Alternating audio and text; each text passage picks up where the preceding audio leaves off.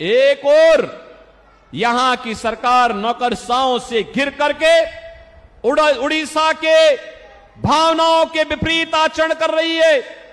उड़िया परंपरा और संस्कृति को पूरी तरह माखोल उड़ाने का काम कर रही है।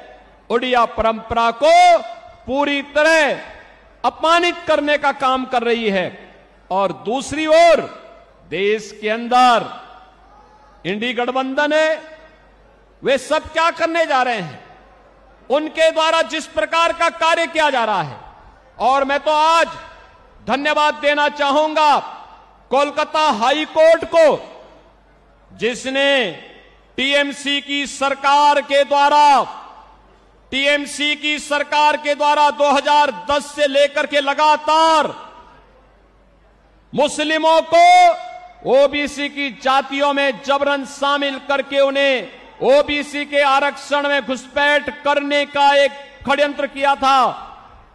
कोलकाता हाई कोर्ट ने एक महत्वपूर्ण फैसले में टीएमसी के सरकार के इन सभी फैसलों को पलट के कहा कि नहीं, भारत के अंदर धर्म के आधार पर आरक्षण नहीं हो सकता। आरक्षण पर बाबा साहब भीमराव अंबेडकर का जो मंतव्य है वह अंतिम मंतव्य है। हमें उस संविधान की उन भावनाओं का पालन करना चाहिए।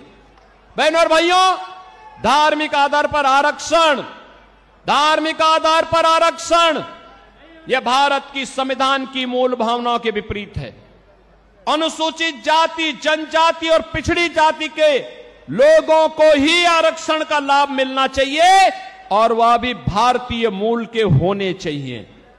लेकिन ये कांग्रेस हो, टीएमसी हो, बीजेडी हो, ये जितने भी दल हैं, ये तुष्टीकरण की पराकाष्ठा पे चढ़ करके कभी स्वामी लक्ष्मणानंद जी के हत्यारों को संरक्षण देने का काम करते हैं, कहीं पर ये लोग अनुसूचित जाति, जनजाति और पिछड़ी जाति के आरक्षण के अधिकारों पर घुसपैठ करना चाहते हैं।